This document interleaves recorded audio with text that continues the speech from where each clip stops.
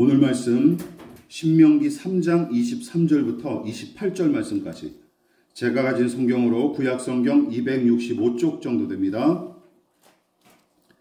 신명기 3장 23절부터 28절 말씀까지 찾으신 줄 알고 저와 여러분이 한 절씩 번갈아 가면서 교독하도록 하겠습니다. 여러분들이 먼저 23절 읽어주십시오. 자, 시작. 그때 내가 여호와께 간구하기를 주 여호와여, 주께서 주의 크심과 주의 권능을 주의 종에게 나타내시기를 시작하셨사오니 천지간에 어떤 신이 능히 주께서 행하신 일 곧 주의 큰 능력으로 행하신 일같이 행할 수 있으리이까. 모압만이 나를 건너가게 하사 요단 저쪽에 있는 아름다운 땅 아름다운 산과 레바논을 보게 하옵소서 하되, 여호와께서 너희 때문에 내게 진노하사 내 말을 듣지 아니하시고 내게 이르시기를 그만해도 족하니 이 일로 다시 내게 말하지 말라. 너는 비스가 산 꼭대기에 올라가서 눈을 들어 동서남북을 바라고 내 눈으로 그 땅을 바라보라. 너는 이 요단을 건너지 못할 것임이니라. 너는 여호수아에게 명령하고 그를 담대하게 하여 그를 강하게 하라. 그는 이 백성을 거느리고 건너가서 내가 볼 땅을 그들이 기업으로 얻게 하리라 하셨느니라. 아멘. 자, 말씀의 제목을 우리 다 같이 한번 읽어보시겠습니다. 자, 시작. 꿈이 깨진 곳에서 다시 꾸는 꿈. 꿈이 깨진 곳에서 다시 꾸는 꿈이라는 제목으로 하나님 말씀 전하도록 하겠습니다. 성경의 수많은 등장인물 중에 가장 유명한 사람은 누구일까요? 신자와 불신자를 막론하고 대부분 모세와 다윗을 손꼽을 것 같습니다. 실제로 성경에서도 두 인물에 관한 이야기가 가장 많은 비중을 차지하고 인지도 역시 종교와 나라와 인종을 초월하여 가장 높은 게 사실입니다. 특히 모세가 그러하죠. 성경의 처음을 장식하는 창세기를 비롯하여 출애굽기와 레위기, 민수기와 신명기의 핵심 인물이고 구약과 신약을 통틀어 가장 많이 언급되는 이름이기 때문이죠. 게다가 고난의 대명사로 불리는 요셉과 다윗 못지않게 모세도 갖은 곤경과 고난을 겪은 인물로서 세 사람의 인생을 비교하면 흥미로운 부분이 참 많습니다. 특히 요셉과 다윗은 청년기까지 죽음의 위기를 연달아 맞이할 만큼 고생한 면이 비슷하고 중년 이후로 요셉은 이집트의 총리가 되어 파라오와 견줄 만큼의 권력을 누렸고 다윗은 온 이스라엘 왕으로 등극하여 말년까지 지냈죠. 그런데 모세는 정반대입니다. 40살까지는 이집트의 왕자로서 부귀영화를 누리고 살았으나 히브리 노예를 괴롭힌 이집트 병사를 때려 죽인 이후로는 급격히 그의 인생에 내리막길을 걷기 시작합니다. 동족이 학대당하는 꼴을 두고 볼 수 없어서 제 나름대로는 옳다고 생각해서 저지른 일이었는데 오히려 편들어줄 걸로 믿었던 히브리 백성한테는 외면당하고 더 나아가 이 사건을 전해들은 바로 왕은 모세를 옹호하기는커녕 그를 찾아 죽이려고 안다라는 게 아니었겠습니까? 그래서 이런 일이 벌어져요. 같이 읽어볼게요. 출애굽기 2장 15절 시작. 바로가 이 일을 듣고 모세를 죽이고자 하여 찾는지라. 모세가 바로의 낯을 피하여 미디안 땅에 머물며 하루는 우물 곁에 앉았더라. 호의호식하며 지냈던 이집트 왕자 모세가 하루아침에 도망자 신세로 전락을 해버립니다. 이때 그의 나이가 40이었습니다. 많은 사람이 안정적인 인생 후반을 생각할 나이인 이 40에 모세는 그동안 쌓아놓았던 부귀 영화를 한순간에 다 털어먹고 미디안 광야로 달아난 것이죠. 더는 오를 데가 없을 만큼 높아지고 더는 환해질 수 없을 만큼 가장 찬란하게 살아갈 거로 예상했던 그의 삶이었는데 혹은 노예로 전락한 동족을 구원하려는 의로운 목적으로 파라오의 권력을 꿈꿨을지도 모릅니다. 그러나 그 모든 기대와 꿈은 이 일로 인해 완전히 산산조각이 나게 된 것이죠. 그가 전혀 예상할 수 없었던 일이었습니다. 그런데 이 일은 시작에 불과했죠. 이집트에서 달아나 미디안 땅에 정착하여 결혼하고 애도 낳았습니다. 미디안 제사장이던 장인 이드로의 양떼를 치면서 인생의 말년을 보내는 중이었죠. 혈기 왕성하던 시절 의분에 휩싸여 이집트 병사를 때려 죽인 일도 벌써 40년 전 일이었습니다. 그는 벌써 80살이 되었고 이제는 미디안 광야에서 평화롭게 목동 노릇이나 하다가 평안히 여생을 보내면 그만이었습니다. 그런데 그 소박한 꿈마저 내려놓아야 할 일이 닥치게 되죠. 이번에는 여호와 하나님의 부르심 때문이었습니다. 출애굽기 3장 9절이죠. 같이 읽어볼까요? 시작. 이제 가라. 이스라엘 자손의 부르짖음이 내게 달하고 애굽 사람이 그들을 괴롭히는 학대도 내가 보았으니 이제 내가 너를 바로에게 보내어 너에게 내 백성 이스라엘 자손을 애굽에서 인도하여 내게 하리라. 모세가 하나님께 아뢰되 내가 누구이기에 바로에게 가며 이스라엘 자손을 애굽에서 인도하여 내리이까. 떨기나무 불꽃 가운데 나타나신 하나님께서 이스라엘 백성의 구원을 작정하고 모세를 부르시는 장면이죠. 그런데 모세는 어떻게 합니까? 단박에 거절하죠. 당연합니다. 하나님의 명령이 매우 불합리해 보였고 그나마 남은 자신의 소박한 꿈을 더는 깨뜨리고 싶지 않아서였죠. 먼저 그 임무는 모세의 나이와 능력을 고려하면 감당하기가 불가능한 일이었기 때문이었습니다. 그래서 모세는 이 제안 자체가 비상식적이고 불합리하기에 단박에 거절했습니다. 또한 하나님의 이 제안은 시기와 다툼과 경쟁과 동떨어진 이 사막 한가운데서 평안히 양을 치다가 여생을 마치고 싶은 그의 이 소박한 꿈마저 포기해야 감당할 수 있는 일이었기에 거절한 것이죠. 저와 여러분들도 마찬가지 아닙니까? 비슷한 심정이었을 거예요. 그래서 출애굽기 3장에서는 이 핑계 저 핑계 되면서 거절하는 장면이 수차례 반복이 됩니다. 그러나 끝내 그는 양치기 노릇을 중단하고 하나님의 부름에 순종하는데 바로 이 일이 그의 꿈이 깨지는 두 번째 사건입니다. 자, 그렇다면 하나님의 부름에 순종하여 이스라엘 백성을 인도하기 시작했으니 이제부터 펼쳐질 광야의 여정은 마냥 행복하고 즐거웠을까요? 모세의 생애와 그의 이야기를 아는 독자들이라면 쓴웃음을 지으며 고개를 가로저을 텐니다. 그리고 차라리 미디안 광야에서 양치기 할 때가 더 행복했을 거라고 입을 모았을 테죠. 노구의 몸을 이끌고 광야 40년 내내 개고생했을 뿐만 아니라 좁쌀만큼도 안 되는 이스라엘 백성의 옅은 믿음과 썩어빠진 정신 상태 때문에 지도자인 모세는 내내 괴로움을 겪어야 했습니다. 그런데도 그때마다 모세는 오래 참고 견뎌야 했죠. 그러나 그의 마지막 꿈마저 산산이 부서지는 그야말로 마른 하늘에 날벼락 같은 일이 다시 한번 또 벌어집니다. 언제 벌어지죠? 그가 마지막 죽음을 앞둔 순간 그가 마지막으로 꿈꿨던 일들이 산산조각나요. 백성의 원망과 불평을 내내 참아내다가 이런 일이 있었습니다. 바위에게 물을 내라고 명령하라 하신 하나님의 말씀을 무시한 채 홧김에 지팡이로 바위를 내리쳐서 물을 내는 일이 일어났고 그 일로 인해 모세는 약속의 땅 가나안에 들어가지 못할 거라는 말씀을 듣고 맙니다. 청천벽력 같은 말씀이죠. 그 상황이 바로 오늘 본문의 이야기입니다. 그렇다면 모세는 이 명령에도 순순히 따랐을까요? 신명기 3장 25절 우리가 읽은 본문에 이렇게 하고 있습니다. 시작. 구하옵나니 나를 건너가게 하사 요단 저쪽에 있는 아름다운 땅 아름다운 산과 레바논을 보게 하옵소서 하되. 고상하게 얘기했지만 어떻게 기도했을까요? 몸부림을 치면서 침을 튀기면서 눈물을 펑펑 쏟아가면서 기도했을 것 같아요. 사력을 다해 말씀하신 뜻을 철회해 주십사 간청할 정도였습니다.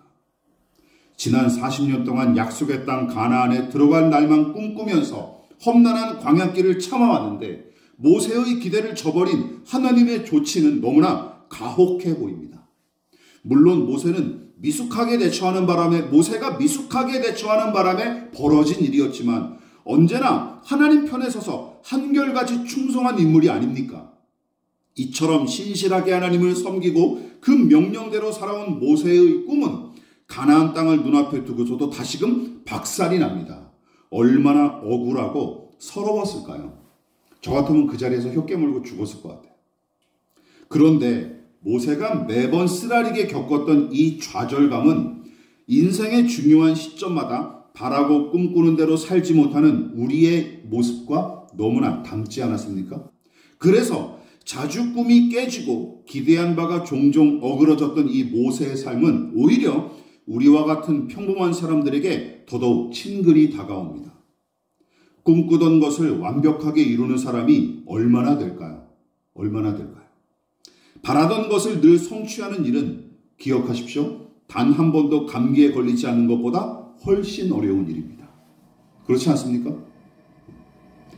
단발머리, 잊혀진 계절, 슬픈 인연 등등 널리 알려진 가요의 가사를 박건호라고 하는 시인이 썼습니다.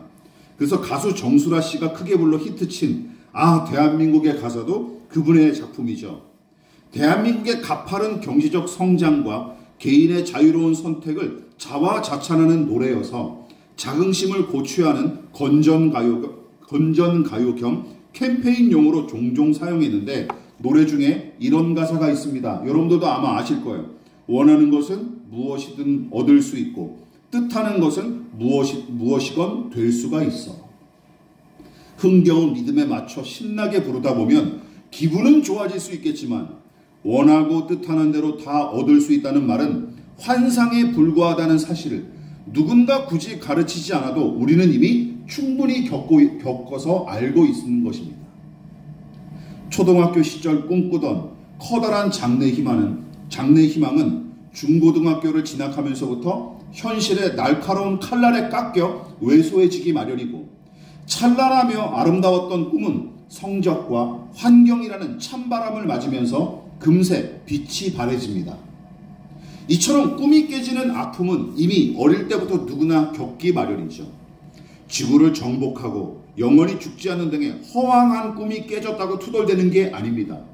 대학 진학, 취업과 진로의 문제, 연애와 결혼, 행복한 가정, 다정한 부부관계, 좋은 친구와의 오랜 우정, 넉넉하고 건강한 노후, 그리고 평안한 죽음 등등 매일 실제로 맞닥뜨리는 일상과 현실에서 기대했던 일과 꿈꾸던 것이 박살나는 아픔을 우리는 종종 겪습니다. 그래서 이것을 우리는 뭐라고 불러요? 인생이라고 부르는 것이죠. 인생. 이것이 인생입니다. 물론 산산조각까지는 아니더라도 꿈이 금이 가고 기대한 바가 어그러지는 일은 다반사입니다. 그래서 어떤 이들은 아예 꿈을 꾸려고 하지 않을 뿐더러 더 나은 무언가를 기대하지도 않죠. 왜요? 상처받지 않기 위해서. 그리고 더는 좌절감을 느끼고 싶지 않아서 아예 꿈꾸는 일을 포기하는 사람들이 늘어가고 있습니다.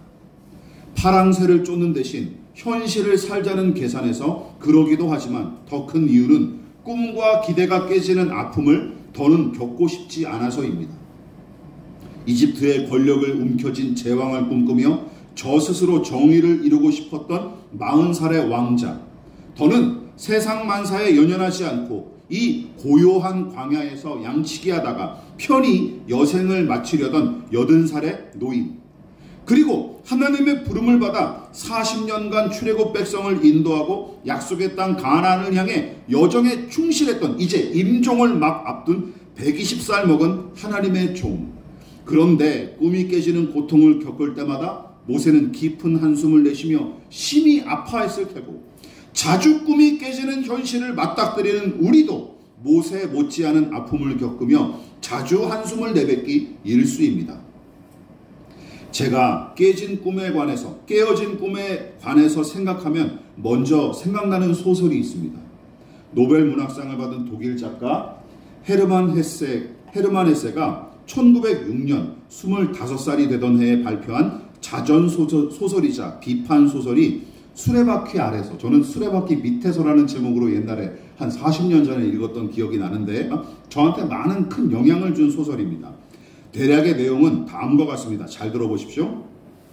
독일의 슈바르츠발트에 사는 한스 기베나트라는 주인공이 있는데 머리도 좋고 재능도 뛰어난 소년이었습니다. 그런데 부모와 목사와 학교 교장의 바람대로 열심히 공부하는 내성적이고 착한 아이였어요. 그런데 엄격한 환경과 혹독한 공부를 견디면서 바라던 아주 유명한 신학교에 2등 차석으로 입학했지만 억압적인 신학교 교칙을 더는 견디지 못하고 건강이 악화되어 고향으로 돌아오게 됩니다. 거기서 친구도 만나서 우정을 쌓는 얘기도 있지만 결론은 그거예요. 그리고 고향에서 시계부품 공장의 견습공으로 일하게 되지만 허약하고 노동 경험이 없었던 이 한스는 그 일을 매우 버거워하면서 매우 고통스러워했습니다. 그리고 게다가 고향 사람들과 친구들한테는 실패자로 낙인찍혀 조롱을 당하죠. 그런 나날이 반복되던 어느 일요일 공장 동료들과 술을 마시고 헤어진 뒤에 다음날 물에 빠진 시체로 발견되는 비극적인 이야기입니다. 우울하죠. 얘기 자체가 우울하죠. 작가의 청소년기 바탕을 경험으로 지은 소설로서 인간의 창의성과 자유로운 의지를 짓밟고 한 소년의 꿈을 무시한 기성세대를 비판한 소설인데 그 중반부에 작가가 주인공 한스의 이 서글픈 처지를 대변하는 내용이 등장합니다. 이런 내용이 등장하죠. 제가 읽어볼게요. 줄기를 잘라낸 나무는 뿌리 근처에서 다시 새로운 싹이 움터 나온다. 이처럼 왕성한 시기에 병들어 상처 입은 영혼 또한 꿈으로 가득 찬 봄날 같은 어린 시절로 되돌아가기도 한다. 마치 거기서 새로운 희망을 찾아내어 끊어진 생명의 끈을 다시금 이을 수 있기라도 한 듯이. 그러나 뿌리에서 움튼 새싹은 하루가 다르게 무럭무럭 자라나지만 그것은 단지 겉으로 보이는 생명에 불과할 뿐 결코 다시 나무가 되지는 않는다. 이렇게 커다란 상처를 입은 영혼은 새싹으로 조금씩 자라나고 회복할 수는 있겠지만 온전한 나무로 성장하지는 못한다는 것이죠. 한스 기벤나트도 그랬다. 한 사람의 고유한 개성과 자유로운 의지와 소중한 꿈을 아예 무시하고 뭉개버리는 행위를 가리켜서 뭐라고 비유한 거예요? 나무의 줄기를 싹둑 자르는 폭력으로 비유한 것입니다. 주인공 한스는 그의 꿈이 거세당하고 어른들의 기대를 강요받으면서 이미 죽어가고 있었던 것이었습니다. 꿈이 깨지고 기대가 좌절되는 일은 그만큼 고통스러운 일이라는 것이죠. 그리고 이만이 웬만큼 나이를 먹어보신 분들은, 저를 비롯한 여러분들은 다 그런 경험들을 크게 한두 번 이상, 세네 번 이상 다 해보셨을 것입니다. 그래서 어떤 사람은 한스처럼 그 아픔과 상실을 견디지 못해 스스로 삶을 포기하는 경우도 있고, 대부분은 깨진 꿈으로 아파하다가도 마지못해 적응하여 살아갈 뿐이죠. 그렇다면 우리는 어떻습니까? 깨진 꿈을 서글퍼하며 대충 견디거나 아니면 꿈꾸는 일 자체를 사치로 여기면서 그냥저냥 사는 게 전부입니까? 자, 그렇다면 모세는 어떠했을까요? 3번씩이나 그의 커다란 꿈이 깨지는 일을 경험했던 모세는 어떠했을까요? 나이 40에 이집트 왕자로서의 꿈이 깨졌을 때는 우리와 비슷하게 미련을 버린 채 하루하루 되는 대로 살았을 테고, 80살에 안락한 삶을 포기하고 부르심을 따랐을 때는 뭣도 모르고 하나님의 손에 붙들려 억지 춘향으로 고단한 광야의 생활을 시작했을 테죠. 그런데 그런 모세의 삶은 우리와 크게 다르지 않아 보입니다. 그리고 이제 인생의 마지막 순간에 최후까지 품고 있었던 가나안 땅에 대한 꿈마저 포기할 수밖에 없었던 모세는 소설 속의 이 한스처럼 차라리 요단강에 빠져 죽고 싶지 않았을까요? 그랬을 것 같습니다. 저 같아도. 에라 모르겠다. 못 건너가면 여기서 내가 죽어버려야지. 그냥 느보산을 내려가서 요단강에 몸을 쳐박았을 것 같아요. 혹은 끝까지 자기가 바란 일을 이뤄보겠다며 하나님을 욕하고 억지로라도 가나안 땅을 밟으려 하지 않았을까요? 충분히 그럴 만도 합니다. 그러나 우리의 생각과 다르게 모세는 자기의 꿈을 포기하라는 하나님의 마지막 명령까지도 기꺼이 순종합니다. 그렇다면 겉으로 보기에 우리는 이렇게 결론 내릴 수밖에 없어요. 참 불행한 사람 아닌가? 그렇죠? 참 불행한 사람 아닌가? 자기가 세운 목표와 꿈은 하나도 이루지 못하고 그냥 다 포기한 인생, 불행한 인생 아닌가라는 것이죠. 그러나 그는 순순히 느보산에서 생을 마감합니다.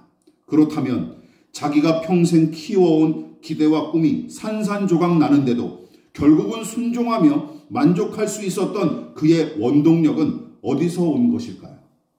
왜 그는 꿈이 깨졌는데도 하나님 앞에 더 극렬하게 반항하지 않고 또 순순히 순종할 수 있었느냐라는 것이죠. 여러분, 한 가지는 분명합니다. 약속의 땅 가나안을 밟는 것이 모세가 꼭 이루고 싶었던 가장 큰 꿈은 아니었던 게 틀림없죠. 다른 어떤 더 중요한 게 있었다라는 것이죠. 물론 이집트의 왕자나 광야의 목동은 더더욱 아닙니다. 거기로 돌아가고 싶었을까요? 절대로 그럴 일은 없죠. 가나안 정복이 아니라 다른 어떤 것이 더 소중했기에 모세는 과감하게 자신이 40년 동안 품었던 꿈을 포기할 수 있었습니다. 자, 그렇다면 모세가 가장 기뻐하고 기대한 것, 가장 꿈꾸던 것은 무엇이었을까요? 하나님을 향해 기도로 씨름하는 장면을 보면 고스란히 드러납니다. 하나님께서 금송아지를 만들어 섬긴 백성에게 심히 분노하신 적이 있었는데 바로 출애굽기 33장 3절에 나오죠. 어떤 일이 벌어집니까? 자, 시작. 너희를 젖과 꿀이 흐르는 땅에 이르게 하려니와 나는 너희와 함께 올라가지 아니하리니 너희는 목이 곧은 백성인즉 내가 길에서 너희를 진멸할까 염려함이니라 하시니. 하나님께서 이 모세에게 이렇게 화가 나셔서 이렇게 얘기하신 거예요. 야, 너를 제외하고 너와 몇몇 믿음의 사람들을 제외하고 내가 너희 모든 백성을 다 싸그리 진멸해버리고 새로운 민족을 통해 새로운 민족을 세워서 내가 가나안 땅에 너희를 들어가게 하겠다. 그리고 설마 내가 너희들이 내 명령을 따르지 않고 그냥 올라가겠다면 내가 가나안 땅에 들어가게 허락은 해주겠다. 다만 나는 너희와 함께 가지 않겠다. 라고 하나님께서 말씀하신 거예요. 약속한 대로 이 백성을 가나안에 들어가도록 허락은 할 테지만 이후로 하나님 당신은 그들과 동행하지 않으시겠다고 으름장을 놓은 것입니다. 땅값 비싼 가나안을 독차지할 수 있으니 하나님이 함께하지 않아도 괜찮다고 생각했을까요? 또한 잔소리꾼이 사라지니까 모세가 쾌재를 불렀을까요? 당신 없이 가나안에 들어가라고 하신 하나님의 말씀에 애통해했던 모세는 피를 토하는 심정으로 이렇게 말씀을 드립니다. 같이 읽어볼게요. 시작. 모세가 여호와께 아뢰되 주께서 친히 아니하시려거든 우리를 이곳에서 올려보내지 마옵소서. 나와 주의 백성이 주의 복전에 은총 입은 줄을 무엇으로 알리이까? 주께서 우리와 함께 가심으로 나와 주의 백성을 천하만민 중에 구별하심이 아니니까. 무슨 얘기죠? 하나님 없이 가나안에 들어가지 않겠답니다. 아무리 지상 낙원일지라도 거기 하나님이 안 계시면 무의미하고 무가치하다라는 고백이죠. 하나님이 안 계시는 가나안은 약속의 땅이나 축복의 땅이 아니라는 뜻입니다. 믿으십니까? 거기는 약속의 땅이 아니라는 거예요. 즉 모세가 약속의 땅 가나안을 꿈꾸기는 했어도 언젠가부터 그가 품은 더 소중한 꿈은 무엇입니까? 가나안이 아니라 하나님이라는 것이죠. 믿으십니까? 하나님이 그의 가장 소중한 꿈, 그리고 그가 가장 크게 목표한 바였다라는 것이죠. 말씀을 마무리하도록 하겠습니다. 가나안 땅보다 더 소중하고 거기에 피는 백합화보다 더 아름다우며 그 땅에서 샘솟는 생수와 풍성한 곡식보다 훨씬 더 풍성한 은혜를 베푸시는 하나님, 바로 여호와 하나님께서 모세가 꿈꾸고 기대하는 최고의 목표와 목적이 되었던 것입니다. 이게 신앙이죠. 이런 게 우리는 신앙이라고 하는 거예요. 그래서 가나안에 들어가는 꿈은 산산조각이 나서 잠시 좌절하고 실망했지만 더 큰 기대와 꿈이 되시는 하나님이 함께 하심으로 기꺼이 순종하고 느보산에서 일생을 마치는 마지막까지 그는 기력을 잃지 않을 수 있었던 것입니다. 내가 바라는 꿈을 이루지 못한 인생, 깨진 꿈에 파편에 찔려 아파하는 삶은 저주스럽고 불행할 뿐일까요? 반대로 내가 꿈꾸는 대로 다 이루고 살면 무조건 행복하고 선할까요? 성경은 하나님 없이 자기 욕망의 크기만큼 높다랗게 바벨탑을 쌓은 인생은 물론이고 끝이 없는 탐심의 깊이만큼 음침한 구덩이를 판 인생에 대해 선하다고 가르친 적이 없습니다. 믿으십니까? 꿈을 이룬 인생이 다 선하다고 가르친 적이 없어요. 오히려 악인의 형통을 부러워하지 말라라고 경고하고 있지 않습니까? 꿈과 비전이란 단어로 그럴듯하게 포장했을지라도 개인의 탐욕과 야심으로 얼룩진 꿈과 성과는 기억하십시오. 더러운 죄악에 불과합니다. 그런 꿈이라면 산산이 부서지는 게 차라리 낫습니다. 믿으십니까? 그런 꿈이라면 산산이 부서지는 게 낫습니다. 무엇보다 무수히 깨진 꿈들로 아파할 때마다 기억하십시오. 하나님을 생각하고 묵상하시기를 진심으로 부탁을 드리겠습니다. 우리의 잡다한 꿈들보다 더 소중하고 아름다우신 예수 그리스도를 바라보십시오. 그리고 우리 안에 참 소망과 기쁨을 새롭게 심어주실 그분의 은혜를 기대하고 기도하시기를 부탁을 드리겠습니다. 깨어진 꿈으로 아파했던 믿음의 사람들은 그 쓰라린 현실 속에서 더 깊이 하나님을 만났고 좌절의 탄식과 상실의 눈물 너머에 계신 예수님, 다시 말해 참 보배와 사랑과 생명과 구원이신 그분을 바로 꿈이 깨진 그 자리에서 만나 새로운 꿈을 꾼 사람들입니다. 믿으십니까? 거기서 하나님을 만난 사람들이에요. 꿈이 깨진 그 자리에서. 그리고 더 깊은 믿음으로 나아갔던 사람들이죠. 기독교 상담 심리학자이자 목회자인 레리 크랩, 아마 작년인가 재작년에 돌아가셨을 거예요. 제가 그분 책을 거의 다 사서 읽었었는데 많은 영적인 은혜를 입었던 분 중에 한 분입니다. 레리 크랩 목사님이 쓰신 깨어진 꿈의 축복이라는 책에서 눈에 넣어도 아프지 않을 손주를 위해서 기도했던 일화를 소개했습니다. 당연히 할아버지 할머니들은 손주가 어떻게 되기를 바랄까요? 손주가 건강하고 하는 일마다 잘 되기를 바라지 않겠습니까? 그분도 마찬가지였겠죠. 태어나지 얼마 안 된 손주를 무릎에 앉혀놓고 그런 기도를 했습니다. 이 손주가 건강하게 자라고 하는 일마다 잘 되고 좋은 사람을 만나서 형통한 삶을 살기를 바란다 했는데 갑자기 이분이 그런 기도를 하다가 눈물을 뚝뚝 흘렸어요. 왜 눈물을 흘렸느냐? 손주의 진정한 행복을 위해 아프더라도 기도해야만 했던 내용을 그가 소개하고 있습니다. 이렇게 기도하고 있어요.